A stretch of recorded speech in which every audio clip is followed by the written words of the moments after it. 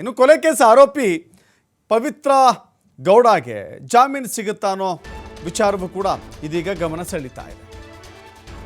ಕೋರ್ಟ್ನಲ್ಲಿ ಪವಿತ್ರ ಗೌಡ ಜಾಮೀನು ಅರ್ಜಿ ವಿಚಾರಣೆ 57ನೇ ಸಿಟಿ ಸಿವಿಲ್ ಕೋರ್ಟ್ ಹಾಲ್ನಲ್ಲಿ ಜಾಮೀನು ಅರ್ಜಿಯ ವಿಚಾರಣೆ ನಡೀತಾ ಇದೆ. SPP ಪ್ರಸನ್ನ ಕುಮಾರ್ ಅವರು ವಾದವನ್ನು ಮಂಡಿಸ್ತಾ ಇದ್ದಾರೆ. ನಿನ್ನೆ ಪವಿತ್ರ ಗೌಡ ಪರ ವಕೀಲ ವಾದವನ್ನು ಮಂಡಿಸಿದ್ರು. ಇವತ್ತು ಸರ್ಕಾರಿ ವಕೀಲರು ವಾದವನ್ನು ಮಂಡಿಸ್ತಾ ಇದ್ದಾರೆ. ಈಗಾಗಲೇ ಜಾಮೀನಿಗೆ ಆಕ್ಷೇಪಣೆ ಸಲ್ಲಿಸಿದ್ದಾರೆ. SPP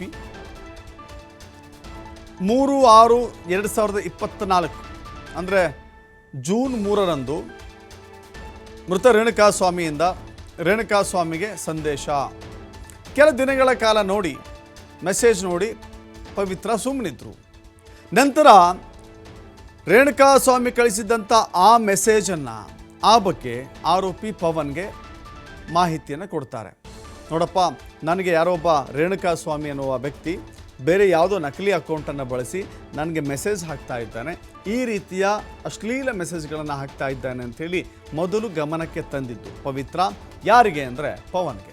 ಪವಿತ್ರ ರೀತಿಯಲ್ಲಿಯೇ ಮೆಸೇಜ್ ಮಾಡಿ ರೇಣುಕಾಸ್ವಾಮಿಯ ನಂಬರನ್ನು ಪಡೆದುಕೊಳ್ತಾನೆ ಪವನ್ ಒಂದು ಡ್ಯೂಪ್ಲಿಕೇಟ್ ಐಡಿಯ ರೀತಿಯಲ್ಲಿ ಕ್ರಿಯೇಟ್ ಮಾಡಿಕೊಂಡು, ಒಂದು ಫೇಕ್ ಐಡಿಯನ್ನು ಕ್ರಿಯೇಟ್ ಮಾಡಿಕೊಂಡು ಆತನನ್ನು ಸಂಪರ್ಕ ಮಾಡಿ ರೇಣುಕಾಸ್ವಾಮಿ ಬಳಸುತ್ತಿದ್ದಂಥ ಮೊಬೈಲ್ ನಂಬರನ್ನು ತೆಗೆದುಕೊಳ್ಳಲಾಗುತ್ತೆ. ಕಾಲ್ ಇಮಿಡಿಯೇಟ್ಲಿ ಅಂತ ಹೇಳಿ ಮೆಸೇಜ್ ಕಳಿಸ್ತಾನೆ. ಮೆಸೇಜ್ ನೋಡಿದ ತಕ್ಷಣ ಕರೆ ಮಾಡಿದ್ದಾನೆ ರೇಣುಕಾಸ್ವಾಮಿ, ಮಾತನಾಡಿದ್ದಾನೆ. ರೇಣುಕಾಸ್ವಾಮಿಯಿಂದಲೇ ನೋಡಿ, ಆತನಿಂದಲೇ ತಾನು ಇರುವಂಥ ಲೊಕೇಶನನ್ನು ತೆಗೆದುಕೊಂಡಿದೆ ಪವನ್ ಆ್ಯಂಡ್ ಗ್ಯಾಂಗ್.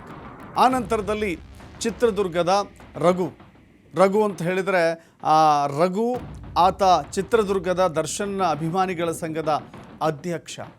ಆತನ ಮಾಹಿತಿಯನ್ನು ಆತನಿಂದಲೇ ಪಡೆದುಕೊಂಡಂಥ ಒಂದು ವಿಚಿತ್ರ ರೀತಿಯ ಆತನನ್ನು ಟ್ರ್ಯಾಕ್ ಮಾಡಲಾಗ್ತಾ ಇರುತ್ತೆ.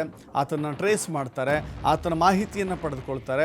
ಆತ ಇದ್ದಂಥ ಜಾಗದ ಮಾಹಿತಿಯನ್ನು ಪಡೆದುಕೊಂಡು ಆತನನ್ನು ಕರೆದುಕೊಂಡು ಬರುವಂಥ ಪ್ರಯತ್ನ ಆಗುತ್ತೆ. ಈ ಎಲ್ಲ ವಿಚಾರಗಳನ್ನು ಕೂಡ ಇದೀಗ ವಕೀಲರು ಕೋರ್ಟ್ನ ಮುಂದೆ ಇಡ್ತಾ ಇದ್ದಾರೆ, ವಿವರಿಸ್ತಾ ಇದ್ದಾರೆ. ಹೇಗೆ ಘಟನೆ ನಡೀತು, ಯಾವ ಕಾರಣಕ್ಕಾಗಿ ಪವಿತ್ರ ಗೌಡಗೆ ಜಾಮೀನು ಕೊಡಬಾರ್ದು, ಯಾವ ಕಾರಣಕ್ಕೆ ಕೊಡಬಾರ್ದು ಅಂತ ಹೇಳಿದ್ರೆ ಇಡೀ ಪ್ರಕರಣ, ಈ ಇಡೀ ವೃತ್ತಾಂತ ನಡೀಲಿಕ್ಕೆ ಪ್ರಮುಖವಾದ ಕಾರಣ ಅಂತ ಹೇಳಿದ್ರೆ ಅದು ಪವಿತ್ರ ಗೌಡ ಅನ್ನೋದನ್ನು ವಿವರಿಸ್ತಾ ಇದ್ದಾರೆ. ಇಡೀ ಪ್ರಕರಣದ ಇಂಚಿಂಚು ಮಾಹಿತಿಯನ್ನು ಕೊಡ್ತಾ ಇದ್ದಾರೆ. ನೋಡಿ, ಚಿತ್ರದುರ್ಗದ ರಘುಗೆ ಮಾಹಿತಿಯನ್ನು ಕೊಟ್ಟ ನಂತರದಲ್ಲಿ ಆತ ಯಾವ ಮೆಡಿಕಲ್ ಶಾಪ್ನಲ್ಲಿ ಕೆಲಸ ಮಾಡ್ತಾ ಇದ್ದ ಅನ್ನೋದನ್ನು ಪಕ್ಕಾ ಮಾಹಿತಿಯನ್ನು ಪಡೆದುಕೊಳ್ತಾರೆ. ಒಂದು ಫೇಕ್ ಐಡಿ ಮೂಲಕ ಪವನ್ ಪಡೆದುಕೊಳ್ತಾನೆ. ಆ ನಂತರ ಚಿತ್ರದುರ್ಗದ ದರ್ಶನ್ ಅಭಿಮಾನಿಗಳ ಸಂಘದ ಅಧ್ಯಕ್ಷ ರಘುಗೆ ಹೇಳ್ತಾರೆ. ರಘು ಹೋಗಿ ಆತನನ್ನು ಕಿಡ್ನ್ಯಾಪ್ ಮಾಡ್ತಾರೆ. ಮುಚ್ಚಿದ ಲಕೋಟೆಯಲ್ಲಿ ಜಡ್ಜ್ಗೆ ಕೆಲವಷ್ಟು ಮಾಹಿತಿಗಳನ್ನು ಜಡ್ಜ್ ಮುಂದೆ ಅವಗಾಹನೆಗೆ ತಂದಿದ್ದಾರೆ. ಜಡ್ಜ್ ಎಲ್ಲವನ್ನು ಕೂಡ ಅವಲೋಕಿಸ್ತಾರೆ.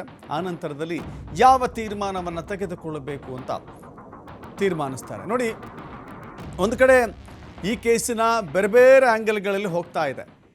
ಕೊಲೆ ಮಾಡಿದಂಥ ಆರೋಪಿಗಳಿಗೆ ಐಷಾರಾಮಿ ಸೌಲಭ್ಯವನ್ನು ಕೊಡೋದ್ರ ಮೂಲಕ ಅಗೇನ್ ಮತ್ತೆ ಕೆಲವು ಪ್ರಕರಣಗಳು ದರ್ಶನ್ ವಿರುದ್ಧ ದಾಖಲಾಗಿದ್ದಾವೆ. ಇನ್ನೊಂದು ಕಡೆ ಕೊಲೆಗೆ ಮೂಲ ಕಾರಣ ಅಂತ ಹೇಳಲಾಗುತ್ತಿರುವಂಥ ಪವಿತ್ರ ಗೌಡರ ಜಾಮೀನಿನ ವಿಚಾರಕ್ಕೆ ಸಂಬಂಧಪಟ್ಟಂತೆಯೂ ಕೂಡ ಇಲ್ಲಿ ಕೋರ್ಟ್ ಮುಂದೆ ಬಂದಿದೆ. ನಿನ್ನೆ ಜಾಮೀನು ಕೊಡಬೇಕು, ಇಲ್ಲೆಲ್ಲಿಯೂ ಕೂಡ ಪವಿತ್ರ ಗೌಡ ಅವರ ಪಾತ್ರ ಇಲ್ಲ ಅಂತ ಹೇಳಿ ಅವರ ಪರ ವಕೀಲ ಸಬಾಸ್ಟಿನ್ ವಾದವನ್ನು ಮಂಡಿಸಿದ್ರು. ಇವತ್ತು ಸರ್ಕಾರಿ ವಕೀಲರು ಹೇಳ್ತಾ ಇದ್ದಾರೆ, ಯಾವ ಕಾರಣಕ್ಕೂ ಕೂಡ ಇಲ್ಲಿ ಜಾಮೀನು ಕೊಡುವಂಥ ಪ್ರಶ್ನೆ ಇಲ್ಲ, ಕೊಡಬಾರ್ದು ಅಂತ ಹೇಳಿ ಸರ್ಕಾರಿ ವಕೀಲರು ಪ್ರಸನ್ನ ಕುಮಾರ್ ಅವರು ವಾದವನ್ನು ಮಂಡಿಸ್ತಾ ಇದ್ದಾರೆ. ಏನಾಯಿತು ಅಂತ ಹೇಳಿ ಪ್ರಕರಣದ ಆರಂಭದಿಂದ ಇಲ್ಲಿವರೆಗೂ ಕೂಡ ಇರುವಂಥ ಎಲ್ಲ ಮಾಹಿತಿಯನ್ನು ಜಡ್ಜ್ ಮುಂದೆ ಬಿಚ್ಚಿಡ್ತಾ ಇದ್ದಾರೆ. ಆರೋಪಿ ಪವನ್ ಮತ್ತು ಗ್ಯಾಂಗ್ನಿಂದ ಕಿಡ್ನ್ಯಾಪ್ ಆಯಿತು. ಕಿಡ್ನ್ಯಾಪ್ ಆದ ನಂತರದಲ್ಲಿ ರೇಣುಕಾಸ್ವಾಮಿಯನ್ನು ಕರೆತರಲಾಗುತ್ತೆ. ಆತ ಅಳುತ್ತಿರುವಂಥ ಫೋಟೋ ಇದೆ ಅಂತೆ.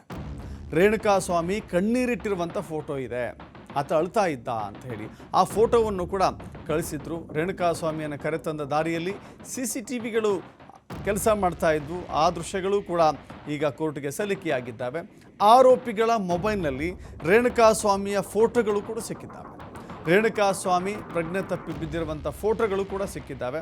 ರೇಣುಕಾಸ್ವಾಮಿಗೆ ಹಲ್ಲೆ ಮಾಡುವಾಗ ಶರ್ಟ್ ಬಿಚ್ಚಿದ್ದಾರೆ, ಬರೀ ಮೈಗೆ ರಕ್ತ ಬರುವಂತೆ ಹಲ್ಲೆ ಮಾಡಿದ್ದಾರೆ.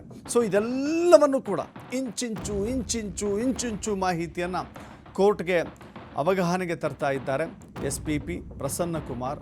ನೋಡಿ, ಈ ಎಂಟೈರ್ ವೃತ್ತಾಂತ ಏನು ನಡೀತಿದೆ, ಈ ಪ್ರಕರಣ ನಡೀತಿದೆ, ಈ ಪ್ರಕರಣದ ಪ್ರಮುಖ ರೂವಾರಿ ಅಂತ ಹೇಳಿದರೆ ಅದು ಪವಿತ್ರ ಗೌಡ. ಹೀಗಾಗಿ ಪವಿತ್ರ ಗೌಡಗೆ ಒಂದು ವೇಳೆ ಜಾಮೀನು ಕೊಟ್ಟರೆ ಕಷ್ಟ ಆಗುತ್ತೆ, ತನಿಖೆಗೆ ಹಿನ್ನಡೆ ಆಗುತ್ತೆ. ಇನ್ನೂ ಕೂಡ ಚಾರ್ಜ್ ಶೀಟ್ ಸಲ್ಲಿಕೆ ಆಗಿಲ್ಲ. ಬೇರೆ ಜೈಲಿನಲ್ಲಿದ್ದುಕೊಂಡೇ ನೋಡಿ, ದರ್ಶನ್ ಮತ್ತು ಗ್ಯಾಂಗ್ ಜೈಲಿನಲ್ಲಿದ್ದುಕೊಂಡೇ ಹಲವರ ಸಂಪರ್ಕ ಸಾಧಿಸ್ತಾ ಇದೆ. ಕೆಲವರಿಗೆ ಫೋನ್ ಮಾಡ್ತಾ ಇದ್ದಾರೆ, ಕೆಲವರಿಗೆ ವಿಡಿಯೋ ಕಾಲ್ ಮಾಡ್ತಾ ಇದ್ದಾರೆ, ಕೆಲವರ ಜೊತೆ ಸಂಪರ್ಕದಲ್ಲಿದ್ದಾರೆ.